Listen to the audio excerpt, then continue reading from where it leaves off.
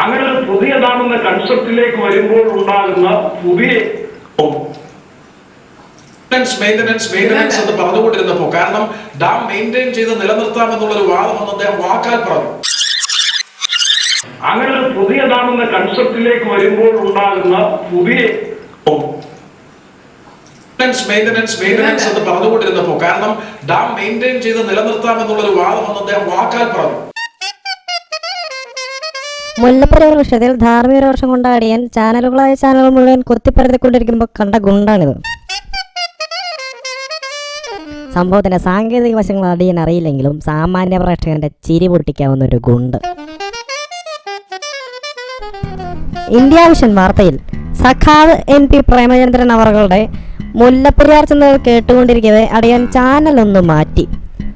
അപ്പോഴതാ മനോരമ ന്യൂസിലും അദ്ദേഹം ലൈവായി തന്നെ ഓരോ സമയം പ്രത്യക്ഷനായിരിക്കുന്നു. അത്ഭുതം, മഹാത്ഭുതം. അദ്ദേഹത്തിന്റെ ദിവ്യശക്തി അപാരം തന്നെ. ഒരേ സമയം 2 സ്ഥലത്തല്ലേ പ്രത്യക്ഷപ്പെട്ടത്. 2 ചാനലിലെയും പശ്ചാത്തലം നീലയായതുകൊണ്ട് രണ്ടും ഒന്നൊന്ന് സംശയം തോന്നാം. ഇങ്ങനെ ചിന്തിക്കുന്ന ദിവ്യശക്തിയിൽ വിശ്വാസമില്ലാത്ത സഖാക്കൾക്ക് ഉത്തരമായി അദ്ദേഹം ഇന്ത്യ വിഷൻ ചാനലിൽ ഒരു ഇയർഫോൺ വെച്ചുകൊണ്ടും മനോരമ ന്യൂസിൽ അത് ഇല്ലാതെയുമാണ് പ്രത്യക്ഷപ്പെട്ടത്.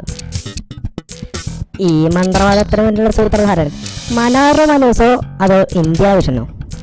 മന്ത്രിയെ തന്ത്രിയാക്കുന്ന, തന്ത്രിയെ മന്ത്രിയാക്കുന്ന ചാനലുകൾക്ക് ഇതെല്ലാം എന്ത്? നിമിഷം പ്രതി പ്രേക്ഷകരിലേക്ക് എത്തിക്കും എന്ന വാക്ക് മനോരമ ന്യൂസ് പാലിച്ചപ്പോൾ പ്രേക്ഷകർ കൂടെ നിന്നു, കാഴ്ചയ്ക്ക് ഇടവേള നൽകാതെ.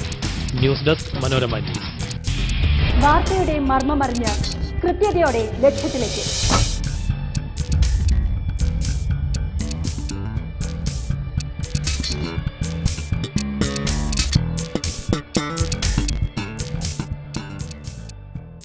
You're watching India Vision News.